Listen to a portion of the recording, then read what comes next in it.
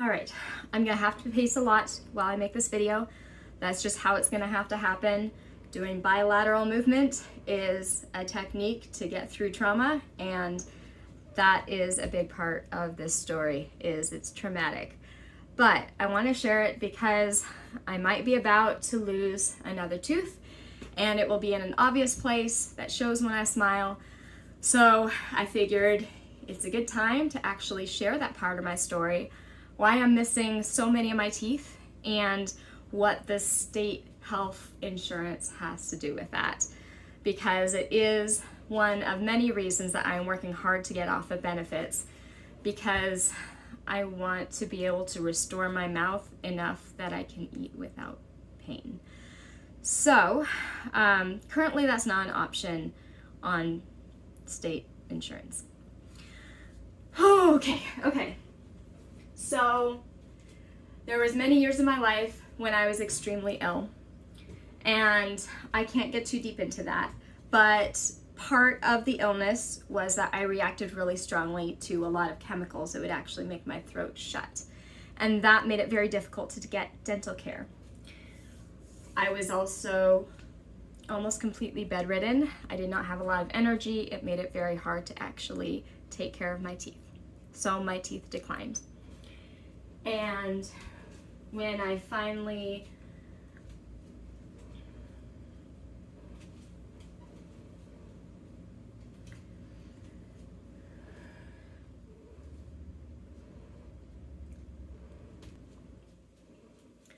I had a lot of trouble even engaging with trying to find dental care that might work for me. And it wasn't until I was receiving a lot of supportive services that I even started looking into it. And that's not just therapy, but like I had a caseworker who I met with weekly who tried to help me find services, and she helped me find medical care. And so I was like, okay, I've got medical care.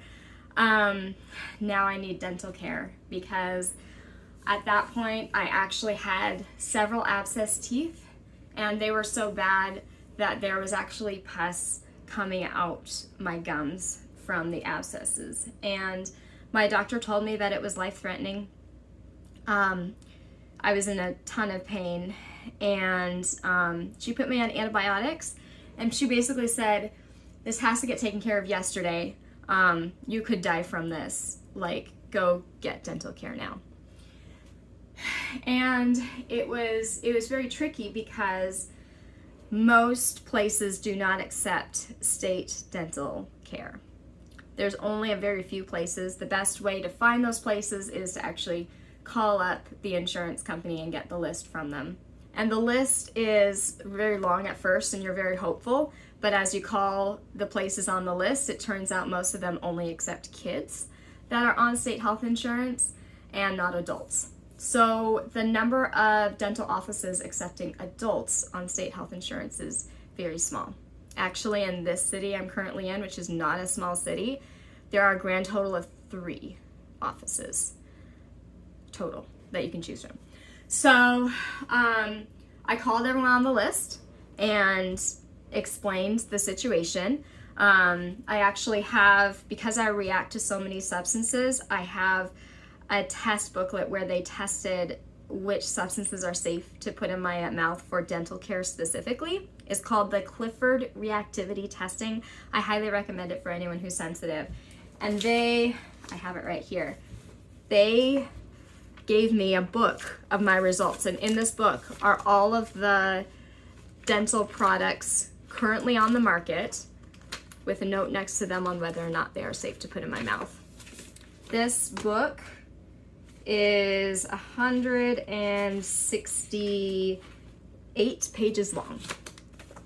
So I called up these places and I'm like, here's the situation. I'm really sensitive and my body reacts to a lot of different dental care products. But I really need dental care. Can you help me?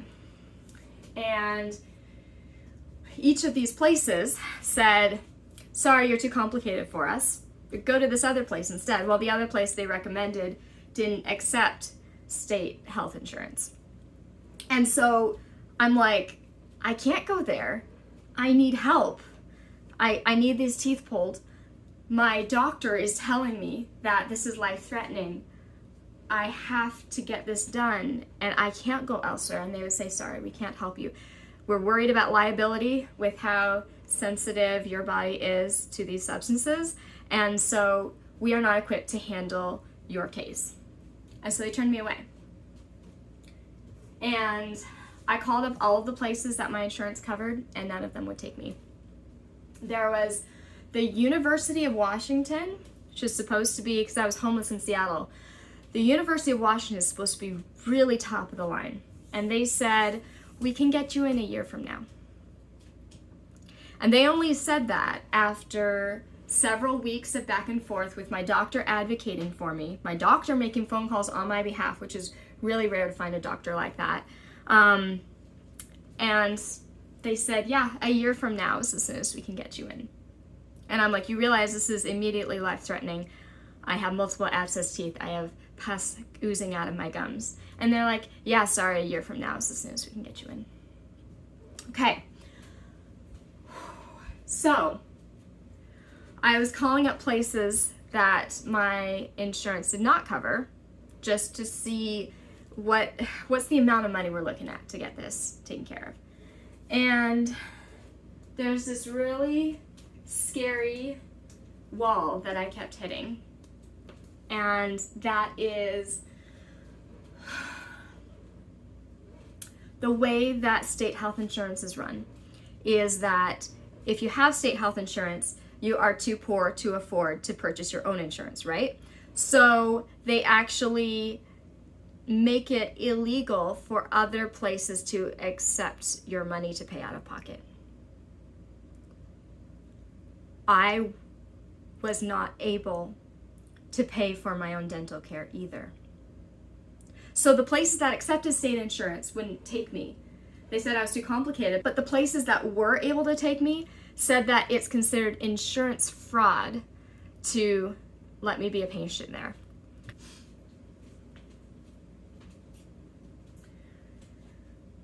So at this point, I could not find any place that would provide me dental care.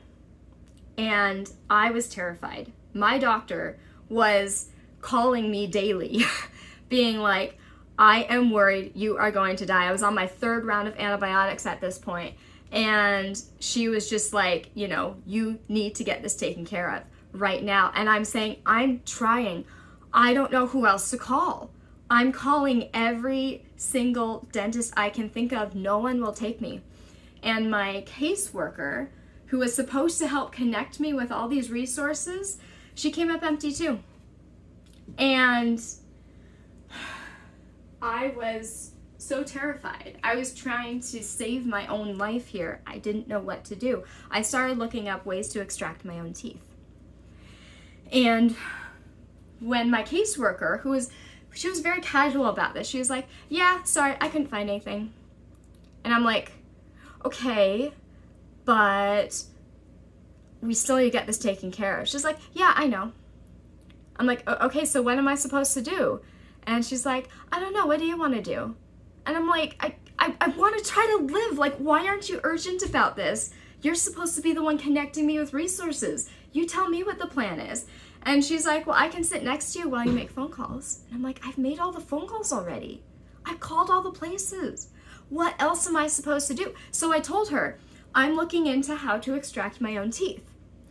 And that's when she threatened to get me involuntarily committed at a mental hospital because of threats to harm myself. And I'm like, I'm not trying to harm myself. I am trying to save my own life. Give me another option here. And she was like, I don't have another option. And I'm like, okay, well, I'm trying to save my own life. Why are you threatening me with this? What good would it do for me to go into a mental hospital? Where, do they have dental care there? Will they provide me with dental care finally? Is that like my ticket in? Like, what am I supposed to do? So that was terrifying to me because she was threatening me with this constantly. And I was like, okay, do I have to keep it secret from the person who's trying to help me that I'm trying to help myself? And I'm researching this, and she's like, there are big risks to that. And I'm like, I know, but if I do nothing, I will die. That's what my doctor is telling me. That's what my doctor's been telling me for weeks. What am I supposed to do?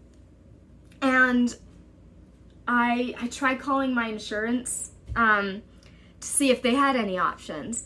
And they said I would have to document calling every single dentist in the state that they had turned me away before insurance was willing to consider helping me by being willing to make an exception that I could try dentists outside of Washington State. I was like, that does not help me. That does not help me at all. So finally I found a place, and they specialize in dental care for medically complex patients, and they do not take my insurance. And to this day, I don't know why they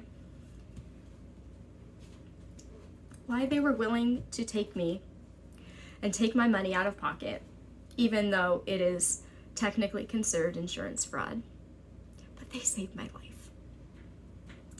I went thousands of dollars into debt to save my own life by going to this place. And that was really hard for me because we don't live in debt. We don't do debt. It's a slippery slope, and we're really strong about not doing it. But I was going to die, and so I did it. And at that point, a lot of my teeth were pretty far gone. And so we got, over the course of the next 2 years, we got my teeth taken care of.